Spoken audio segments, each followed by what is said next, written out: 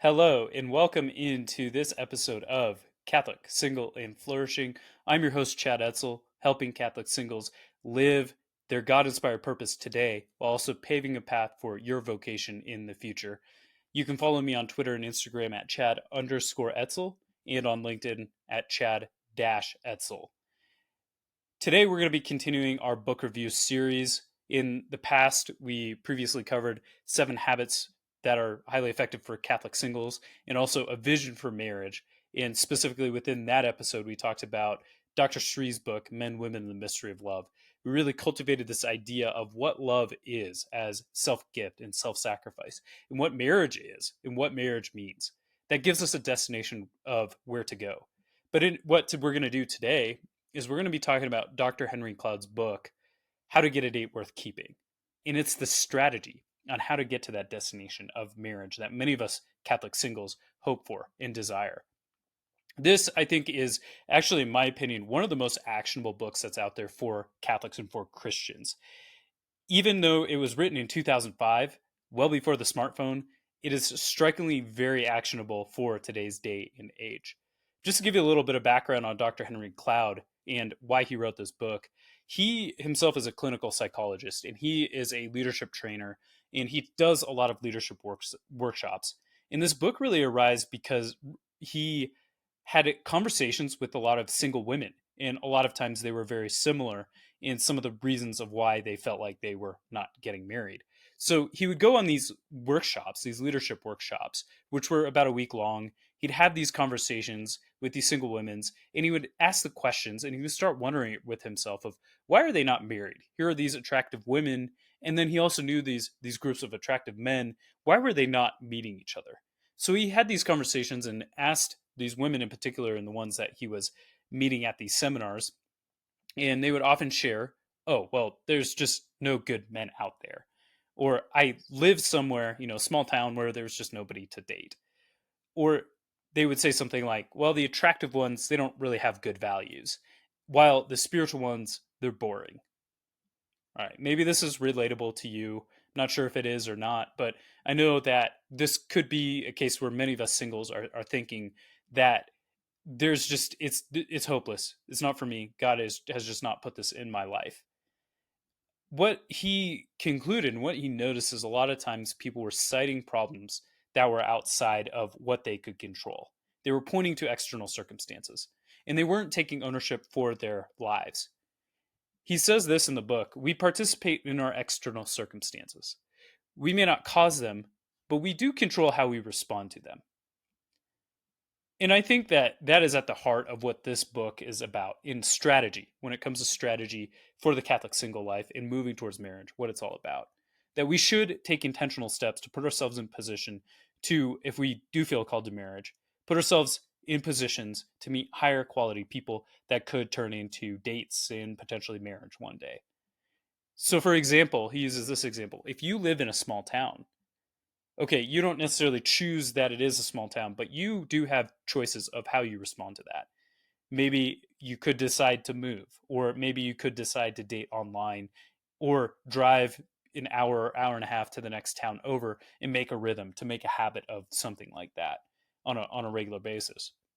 So ultimately, it comes back to we don't just our external circumstances don't just determine our reality.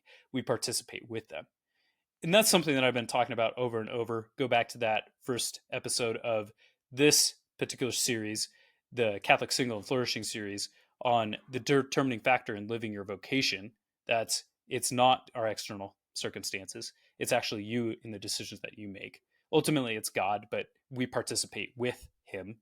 And then, in addition to that, with the first book review that I did on 7 Habits of Highly Effective People, it's all about taking ownership over our lives.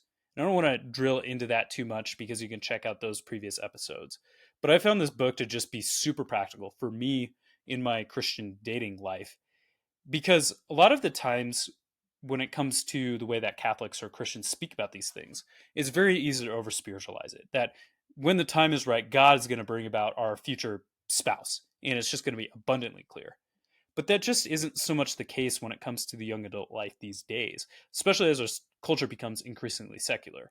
Back when we maybe were in college, we were in an environment where we had a chance to meet more people and more people who shared our values because we had a Newman Center or we had a student center that was very supportive of our faith lives. But in the young adult years, it's very different. We don't have that place to go hang out in and build these friendships over a long period of time. You don't have access to that same network that you did in college. So there has to be some change. There has to be some intentionality. There needs to be some actionable steps. And I think Dr. Cloud does a really good job laying out some actionable steps that can help us to move forward. One thing that he says in the fourth chapter, and this is a very hot take in Christian circles, but he says something, and he says, dating is not about marriage. Whoa, that is certainly a hot take. I think we are trained over and over and taught in talks and classes and everything that middle school, high school, college onward, that dating is about marriage. And I would imagine that Dr. Henry Cloud would agree that there is a certain orientation of dating towards marriage. But I think the distinction is there that he would make, and that I make too, that dating relationships are about discerning marriage, but the initial first dates shouldn't be too much too soon about thinking about marriage. That I shouldn't be thinking, oh, is this person going to be a perfect marriage partner for me? I think that it's very helpful to have a different perspective on the first dates. He gives some examples of what first dates are for. He argues that it's all about learning about other people in their interests. It's also about what do I learn about myself? What are the ways that I need to change? And I think that's a very important one, which I'll talk about a little bit in the podcast here.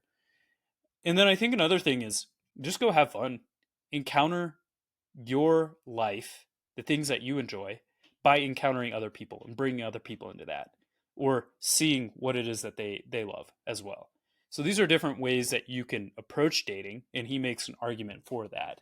I think the ultimate trajectory is for marriage when it comes to dating. But those first dates, we need to learn how to remove the pressure. We need to avoid the mentality that I can only go on a date if I can see myself marrying this person. That's a mentality that we should just avoid, is just, hey, I'm here to get to know this person and see if there can be something more. And with that first date is just asking that question, can I see myself on a second date with this person? Another thing that he talks about is that in dating, there's commonly two problems that he sees. Number one is people end up in situations where they have no dates. Another situation is that they end up with the wrong dates. And he wants to address these two problems with a particular way. His advice is actually to log the number of eligibles that you meet on a weekly basis. Now, I know that sounds like it's very nerdy, but hear me out on this. I think that there's some wisdom in this. He gives three criteria here. Number one, they're new people that you've met. Number two, that you've had a long enough conversation for them to be interested in a date with you. And three, you have a way to follow up with them, whether that's actual contact information or through mutual friends. However, those are the three pieces. But he says log all those eligibles that you meet on a weekly basis. And I think there's wisdom in this as he goes on to talk about how we can see how many people we're meeting. And if we're meeting nobody, then that's probably why we're not getting dates. But then also beyond just the numbers is the reason. Why are we meeting 0 or why are we meeting 5 this week? What was it that I did? Because then we can take that information and apply it into our lives, into the steps that we take going forward, and using that or not using what our current trajectory is to help us move towards marriage. I know when I say keep a log, it sounds like a nerdy thing, and it kind of is, but it's true that there's also a lot of insight because we can have more intentionality when we are taking a log and seeing what the reasons are behind all this. This is something where I mentioned earlier about college. There's an environment there where it's a lot easier to either slide into a relationship or meet somebody. But when it comes to young adult life, when we don't have that same environment, we have to have much more intentionality when it comes to meeting people and meeting people who may have similar values that we do. Another thing that he talks about within this log is, and I'm going to say this, I want you just to be open to what I have to say here. But he says, meet 5 per week. This is the point when I bring this up in conversations where people absolutely lose it. They interrupt me as I'm talking, and I'm just trying to unspool.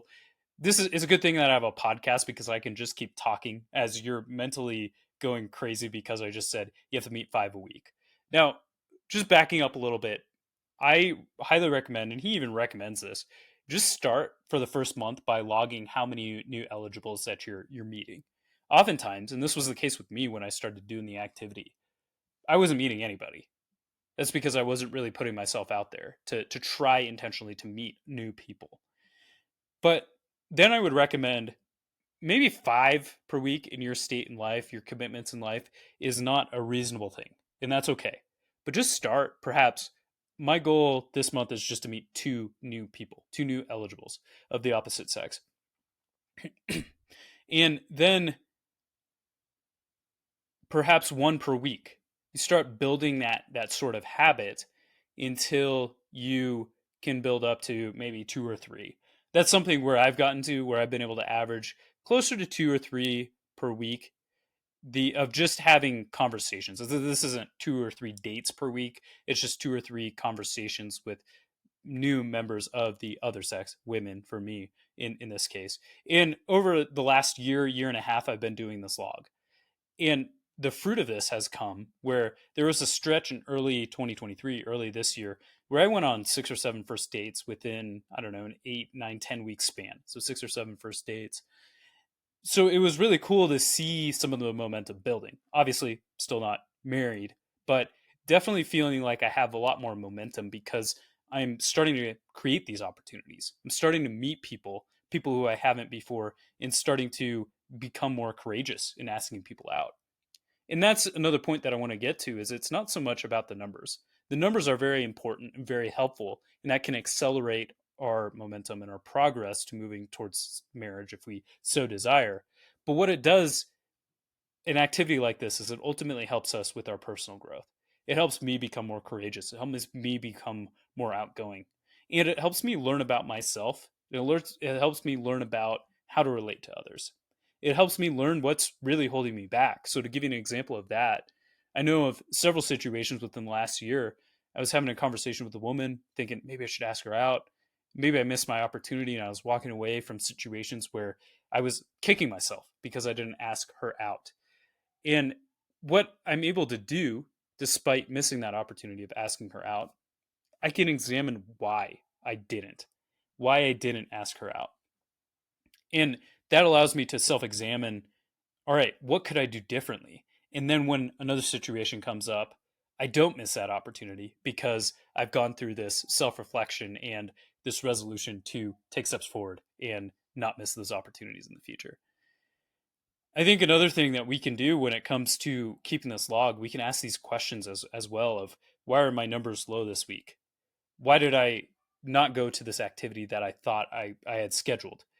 Maybe it was because I was working on my podcast or I had a bad headache and I just didn't feel like going, which are totally understandable things. But maybe it was something that was a little bit more superficial. I just didn't feel like it. And then I can examine that and push myself a little bit harder just to be like, okay, that Chad was not an actual legitimate reason. And one of the things that Dr. Cloud recommends is to bring it up with groups as well, and to talk with other groups, or talk to your friends in groups and discuss some of these sorts of things and have some accountability and in friendship helping you take steps forward in this. I think another thing that it helps talking about personal growth here is over time, this helps me become creative in terms of approaching women or asking them out. Not in some like fantastic sort of movie rom com sort of way, but just thinking about opportunities. What are the opportunities before me? Whether it be online, speed dating, dating app or something, or just simply day to day life where this might actually be a good opportunity where I've known this girl for maybe not so well, but she seems interesting. And I'd like to at least, it may start long distance, but have a video conversation with her, a video date or something to see if there might be something there for moving forward. So you begin to see creative ways, you begin to see opportunities because you invest yourself in meeting people. All right, some final thoughts here. In this book, I only shared a couple of thoughts that Dr. Henry Cloud has, But he shares all these different stories of the people that he's coached in dating and how they've unfolded and led to very beautiful marriages. The I highly recommend checking out this book and reading this book because I think there's so many great gems in there that all of us can learn from. He's a clinical psychologist, so there's even some more therapeutic concepts that are in there that I think we can all benefit from. But reflecting on my own experience, there was a situation where one of my more recent dates, because I've been doing this logging thing, because I had been looking for the opportunities, I had about 10 minutes to catch up with a friend of mine who I had thought, hey, maybe I should ask her out. And I just did. I decided to ask her out. And I was nervous as it was kind of building and leading up to that moment where I was going to ask her out. But it wasn't as severe as it had been, I don't know, a year ago, where it was just built up in my mind of, oh, shoot, am I going to get rejected and so on. I was certainly nervous. So the nerves, I don't think they really ever go away. But that was one of the easier experiences I've had because I knew, hey, I only have a short amount of time. This opportunity is not going to present itself again, and I may as well go for it. And she said yes to going out on a first date. So that was really awesome to have that opportunity to experience going through that in recognizing my own personal growth in the process. Now, this isn't magic when it comes to dating and logging your numbers. That's not magic. It's just diligence. And it's similar to, I think about job searching. You can fill out all the applications you want on LinkedIn and on all the different job websites. But when it comes down to it, the most likely situation of landing a job is where you have the deepest connections. And if you wanted to build deep connections, you'd have to do some networking. You'd have to reach out to people, meet up with people for coffee, have phone or video conversations with people. You'd have to start with those sorts of networking opportunities. And that would be a way to get those deep connections to ultimately get a job. And I think in a similar way, our dating lives are similar, where to get those deeper connections, we have to spread out. We have to establish a wider network to create those opportunities. And again, sure, I'm still single. I'm here with you. I'm single and not married. But I really feel like within the last year and a half, I've started to build much more momentum because these opportunities have materialized. I've had a higher volume of first dates. Now, I know that being single, me as this example here, has its disadvantages. I know you and many of your friends probably want to hear success stories, and I can share with you a dating not success story. It's not a failure, but that was a podcast that I did earlier on the Seek podcast. It was something like 4 lessons I learned by going on a date at a focus conference at Seek. So check that episode out after this one. But what I've learned over time is that we love hearing those marriage success stories of our friends or people at conferences, speakers, and so on. And they're very beautiful stories. But oftentimes we miss everything that led up to them being that person to get to that point where that story could happen. Giving an example here, we're all familiar with this. Thomas Edison, he said, I have not failed. I've just discovered 10,000 ways that it won't work to perfect the light bulb. So he didn't see it as failure, but he saw it as ways that it didn't work. And that was ways that built up to him really perfecting the light bulb. And now, I mean, hopefully we don't have to wait 10,000 first dates. I sure hope that's not my case. But really, the opportunities, the more first dates that we go on, can help to increase the chances of moving towards something like marriage. But I look at the efforts that I put in, especially as I've gone through this book, How to Get a Date Worth Keeping, and logging these people that I've met. I think about my growth in this. And I think about even if marriage doesn't work out for me, at the end of my life, turning around and seeing that I didn't have regrets because I was following the will of God and how He was calling me to grow, His vision for me and my life, and taking steps forward. I did all I could to put myself out there, and I would have no regrets. That's just a very powerful place to be and a powerful place to live. And I pray to God a lot of the time for a future wife and pray daily for that, pray daily for her growth and virtue and so on. But I also know that my fulfillment isn't in her, in my relationship with her, in finding her, but it's ultimately in my relationship with God. And that's what our marriage is about, is us coming together to move towards God together and any children that we have from that union. And if I need to do that as a single person now or for the rest of my life, then I understand that. And that's God's will for me. And that's ultimately what's going to be most fulfilling. So thank you for tuning into this episode of Catholic Single and Flourishing. I want to once again encourage you to check out that book, How to Get a Date Worth Keeping.